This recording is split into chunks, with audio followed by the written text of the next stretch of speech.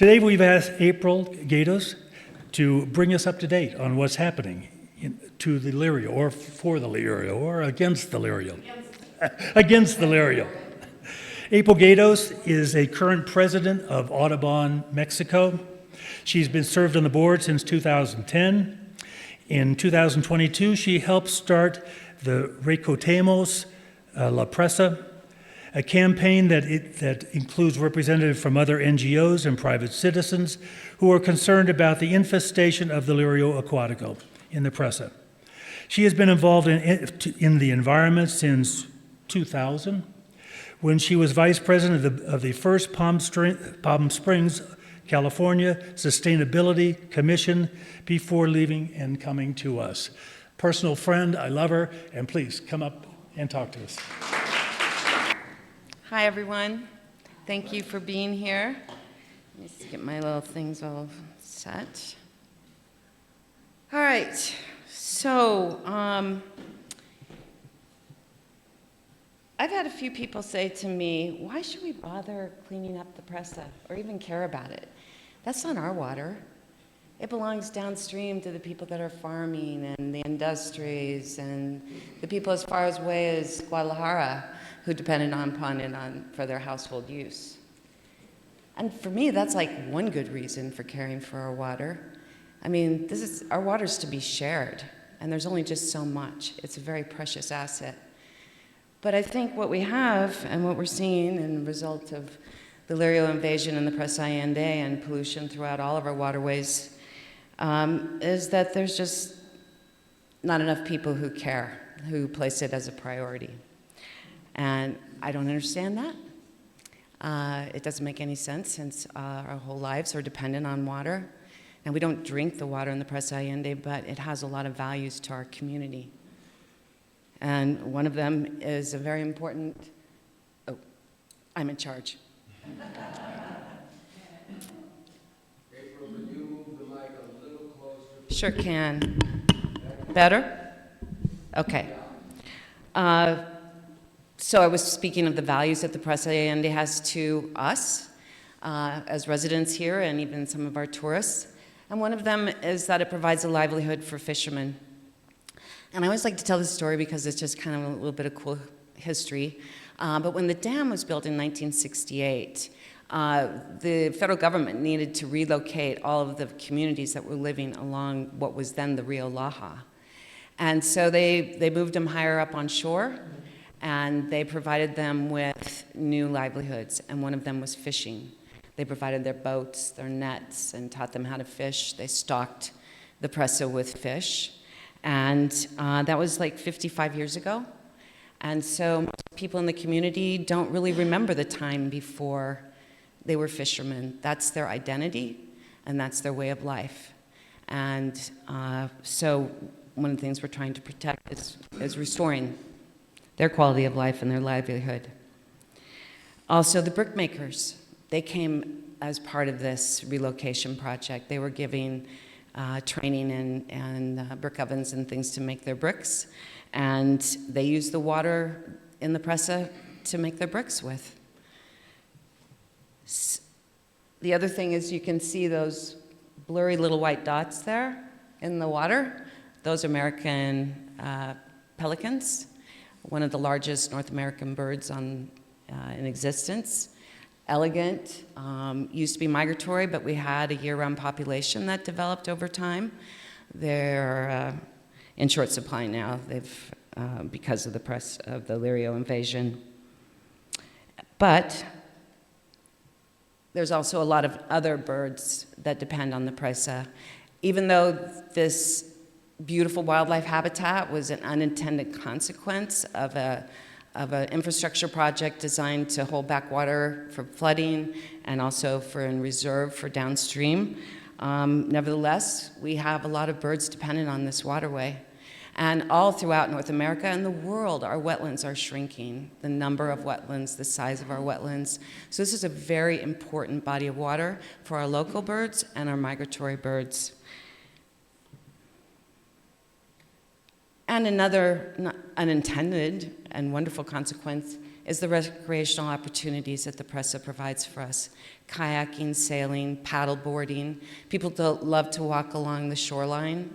I think that being near a body of water, even just seeing it from a distance, has a psychological impact on us. It's of well-being. It's very healing water, and we're very associated with water because we're what? 90% water. So what I'm trying to make a point is that this body of water has a lot of value, whether we own that water or not. We have the right to use it while it's here in our area, and then we also have the responsibility to take care of it. This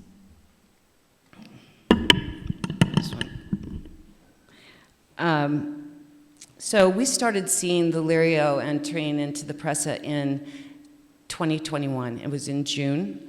The kayakers with our Amigos de la Presa program were out and noticing these, well, this is 6 months later. But at the time, in June of 2021, it was just small little patches of Lirio floating by. And when I should say, I want to make clear that Lirio Acuatico is the local name or the Spanish name for water hyacinth. It's one and the same plant. And I use the term Lirio, so just to be clear. But anyway, I started receiving pictures from the kayakers, and then as this started growing and growing, our level of alarm increased as well, until 6 months later we were at this point. And I think one of the problems where we didn't get on this problem right away was because nobody understood the potential of its becoming a crisis. And we also had a change in administration from the Villarreal to the Trejo administration. Villarreal administration was effectively shutting down, and the Trejo administration didn't have any authority to act. I'll tell you later more about what did take place from here, but we didn't get a meeting until January of 2022 with the director of Ecología because we wanted to hear what their response was going to be to this dilemma.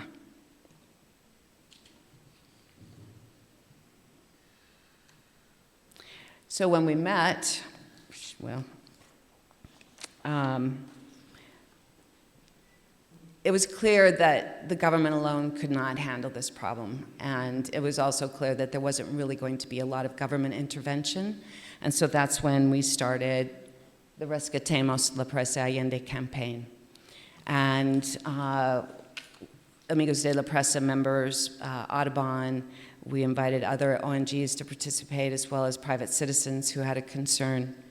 And our role is to inform and educate the public and engage public participation, identify and implement solutions for managing the Lirio, help local people establish Lirio-based businesses, and advocate for improved water quality. So we see this as a short-term and a very long-term commitment.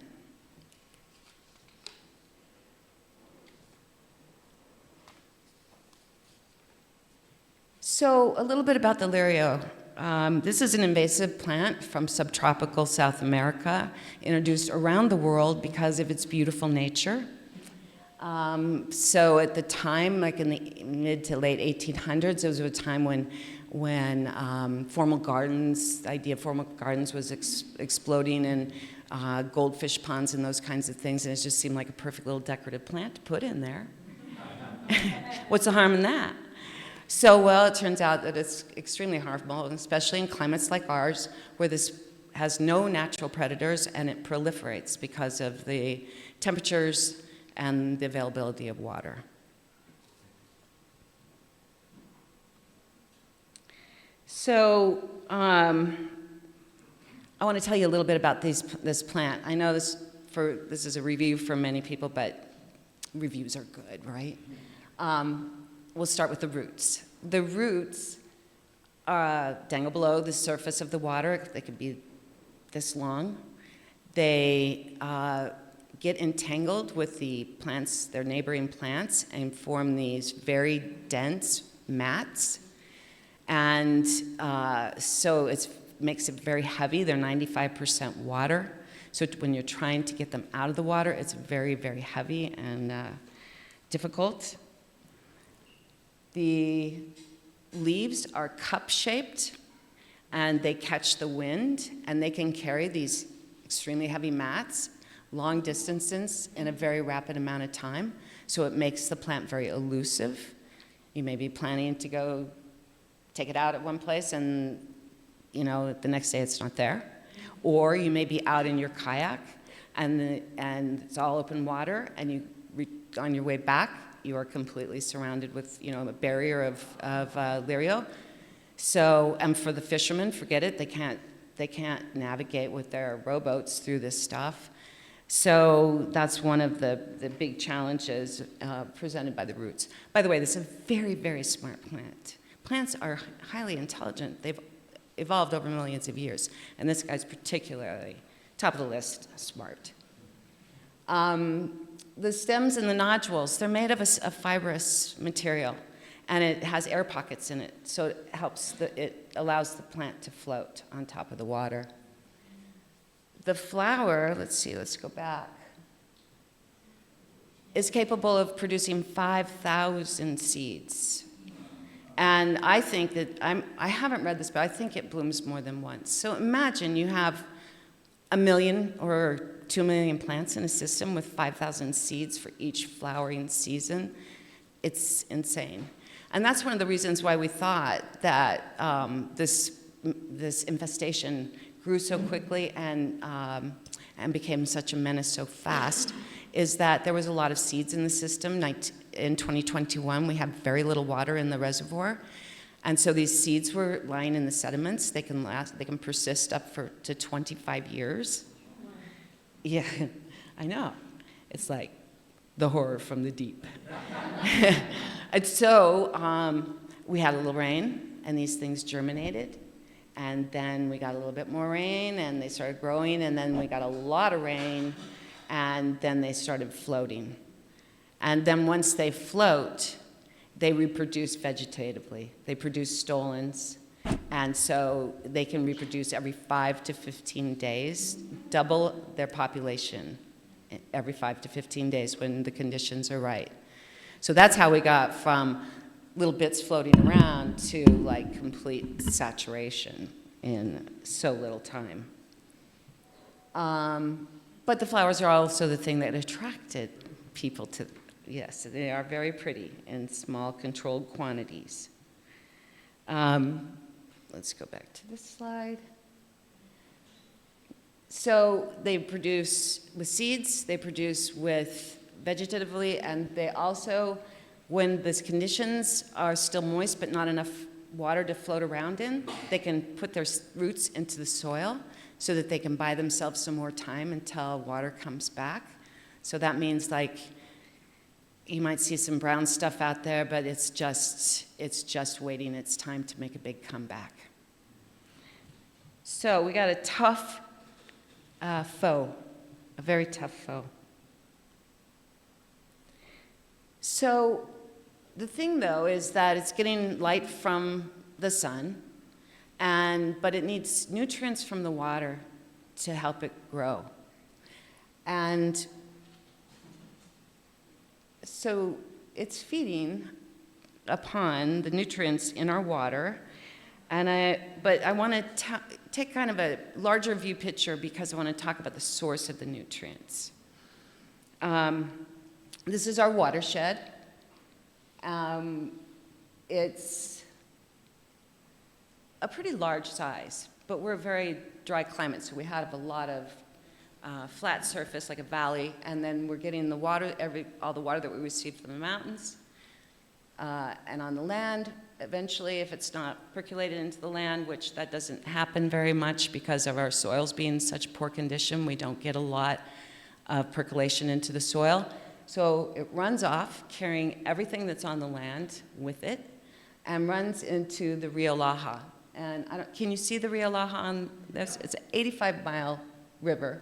Starts up to the north, flows to the south. It's the river that was dammed to create the Presa Allende at the lowest part of our watershed.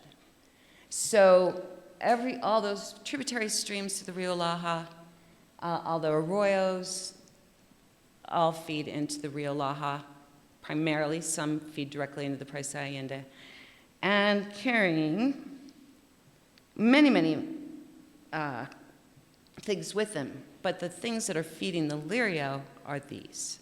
So we have livestock waste, because farmers allow their animals to go into the water.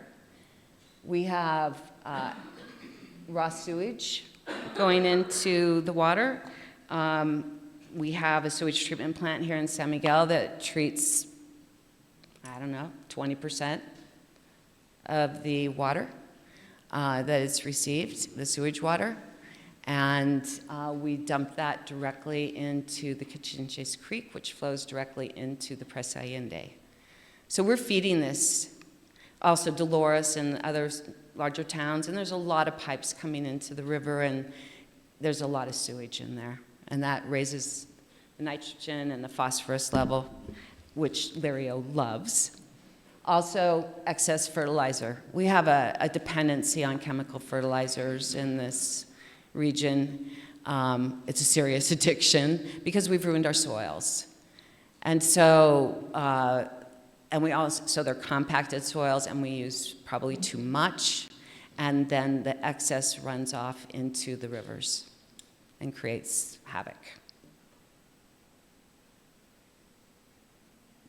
Also, let me just go back. Oops. I think I want to just make sure. The other thing that contributes to our soil problems is that we overgraze, which creates compact soils. We denude the soil, no plants, and then also the hooves of the animals, because we're not practicing good grazing practices. And I talked about that. And then the riparian reforestation. If we had good shrubs and trees along our river corridors, it would help to mitigate any chemical runoff, sediment runoff from like topsoil and other soils that are moving into the water. So it's another part of the problem and how we can help to mitigate this issue with the Lirio Acuatico. Oop, sorry.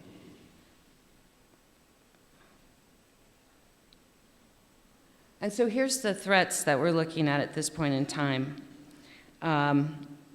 We've talked about the livelihoods of the local fishermen, effectively destroyed. The invertebrates and fish death.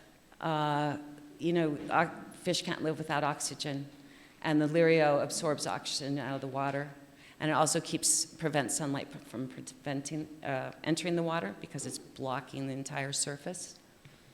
That means then there's no food supply for our aquatic birds and other wildlife, threatening their populations.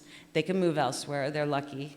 They just, do this. But if every place is in trouble, or there's only a certain amount of population any habitat can support, there's the threat lies there too. There's nowhere to go. Water loss due to evapotranspiration. It can evaporate water twice as fast as the sun, the Lirio. So we're losing water quantity. And recreational and boating, forget it. And also there's a threat to human health. It's been studied that this provides a habitat for mosquitoes. We don't want to be breeding mosquitoes. They carry vectors, and they're a nuisance. I got into a mess of them last night. I'm still itching. So, here we are today. Yeah. And we don't have a lot of water in the Presa right now. It was drawn down to send downstream. So a lot of that is just lying there of the Lirio, and if we had had the resources, we could be like taking it out with a bulldozer and push it on shore. But that didn't happen because we didn't have the money. So we just have to play this out as best we can with the strategies that we have in order, and I'll tell you about in just a second.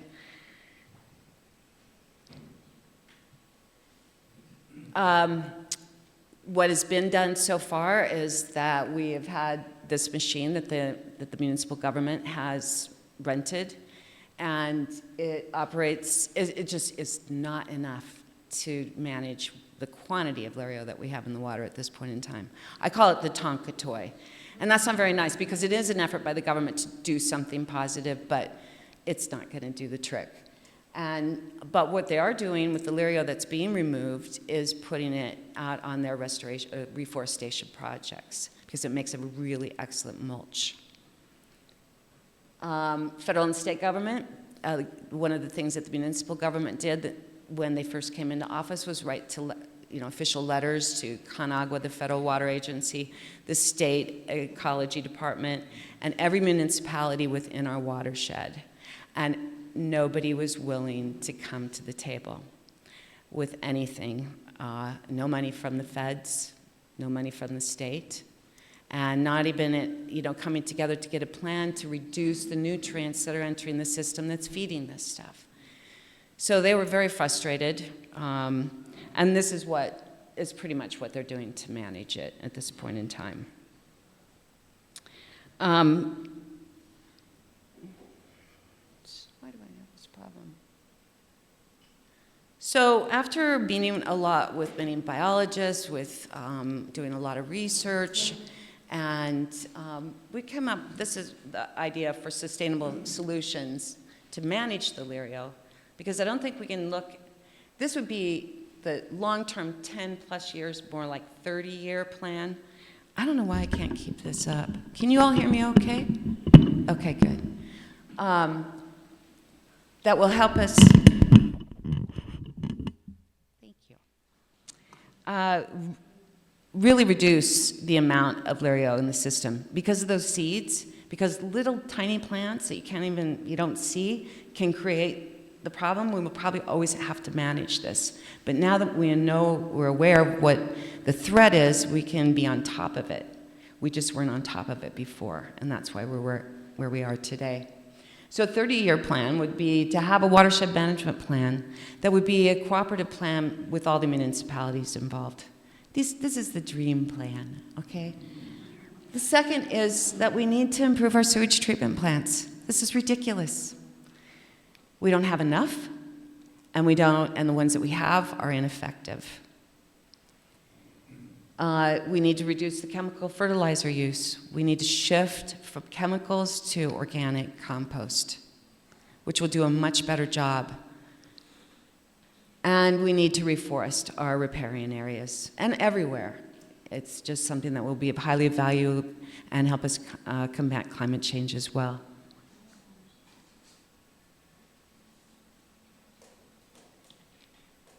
And in the short term, we need to remove and control the Lirio so we can get it into a manageable state. 10 minutes? And then we need to convert what we take out of the water into productive uses, into products that will provide economic opportunities for our local communities, especially like the displaced fishermen, that will use the Lirio in productive ways like compost and mulch, which our soils really, really need. We've done research with the brick makers, and we can use Lirio as one of the components in their bricks.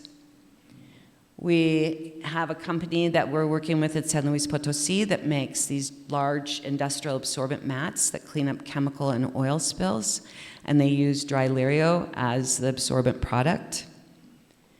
And there's artisan products. Other things are biogas. I mean, there's many things. I mean, this is a big worldwide problem, so a lot of people are doing innovative things. But these are the things that we identified could immediately get off the ground here. And one thing is we have to do something with the Lirio. First of all, it has a life after use that's very productive. And second, if that dried material goes back into the water, it's going to create havoc again because it's going to absorb, as it decomposes, the oxygen in the water level is going to go down. And so what we need to do is boost those oxygen levels that have been depleted by the Lirio, not add to the problem.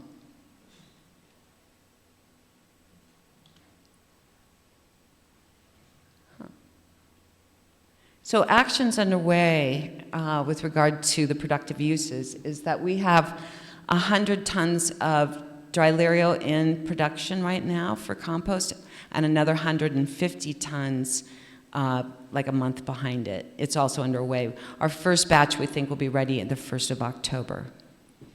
Mulch. We have a supply of mulch, which is just dried Lirio, ready to go, but what we need is we're looking to buy a grinder that will turn it into a more attractive product, because dried Lirio in itself is not very pretty for garden use. You can use it in a field terrifically, and we're experimenting with that. We want to improve the process. We've approved the process for the brick additive. We have the buyer for the raw material for the absorbent pads, and artisans are selling products. They're learning how to weave with the Lirio. This is not our project, but a sister program, and doing some beautiful work. And I've had a whole bunch of emails lately saying we could turn it into furniture. So there's some great things that can be used in that world.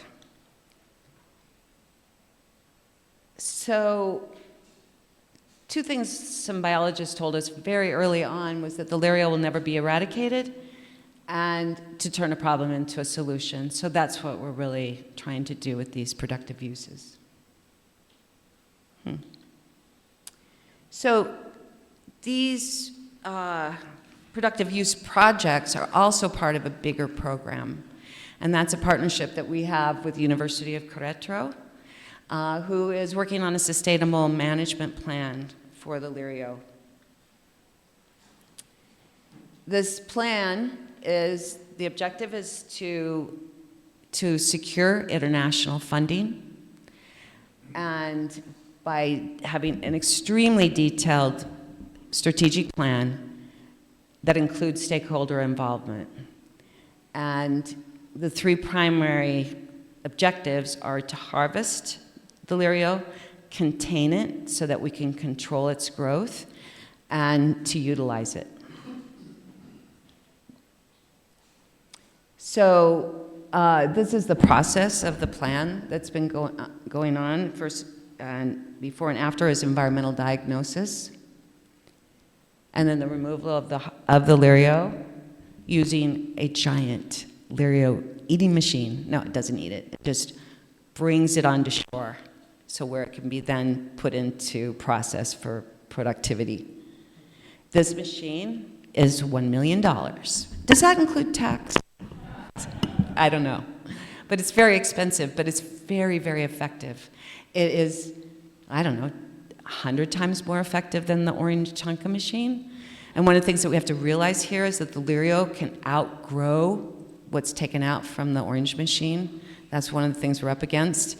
So the idea is to purchase one machine and rent another. They're using these machines in Jalisco. So we were able to learn from their experience. And we have experienced operator working with us and helping to identify areas where we can contain the Lirio, and also, you know, how this will all work.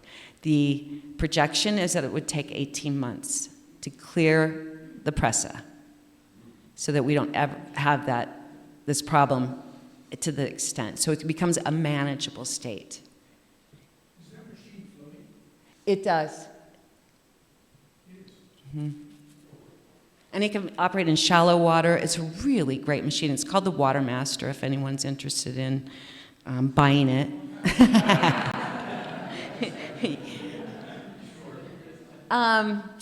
Then we have, then the next stage would be, after we collect the Lirio, we're going to have to move it upshore, and then we're going to create all the great products. We're going to upscale. What we're doing right now is we're piloting these productive use projects. And by that time, with the grant money, we can scale these projects to be larger and more effective, because we're going to have a lot of stuff to process, a lot. And we're going to, and training and education is a part of this, because a lot of this has happened because we don't know we don't know enough, we don't have a close enough relationship with our water, with our land. And so we need to create a greater conscientiousness and connectivity with our natural resources. And we need to train people on how to do these businesses.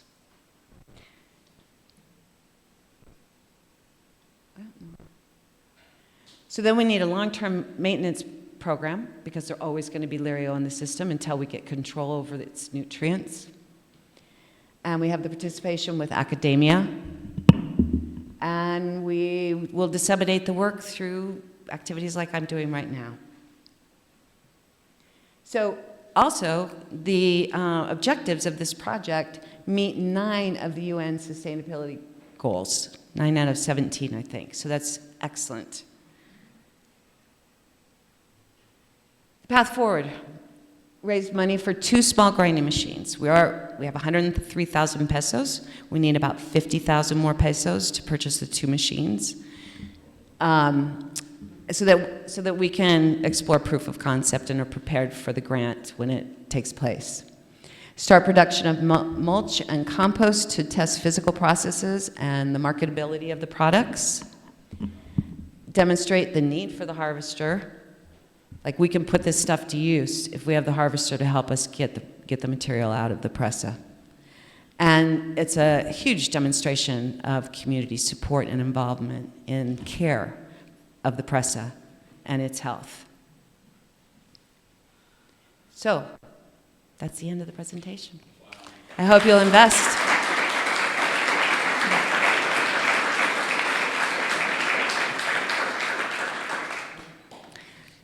Question? April, great presentation as always. Just one question. Thank you. The northern states of Mexico have had the same problem. Nuevo León, Chihuahua, other states. How are they doing in the last year in terms of eradicating or eliminating most of the Lirio? I think some of them are more on top of it. It's controlled, but others are really struggling still. Chapala has Lirio in the system, but they've been using the large machines, and they have been tackling this for a lot longer than we have. I'm not sure that it ever got to the level of the problem that we have. Urea in the southern portion of our state, large lake, primarily fishing and recreation. Right. They have 2 machines, the Tonka toys, that the state is supporting because they're a protected natural area. So that's one of the strategies that we could put forward, is to get that designation for the presa. But that's part of the long-term strategy. But people are grappling, new word, grappling with this problem all over, and really the Lirio is winning. So that's why this really aggressive project could be a model for other places in the world. Yeah. Yeah, there's more information on the website. I've got cards here with do I have time to take more questions? Did I talk too long? We actually got to wrap it up because we have a meeting coming right now. Yeah. But if anybody, I'm sorry, I don't want to cut you off, but I'm sorry. Well, you are. I am. But I'm going to give you a mug. So it's like You're going to give me a software. mug. It's a big Uh-huh. software. No, but she's got her card. She's going to be here. Anybody has any questions? Thank you very much, April, for You're joining us welcome. today and bringing us. And here's a coffee mug for her. Thank you.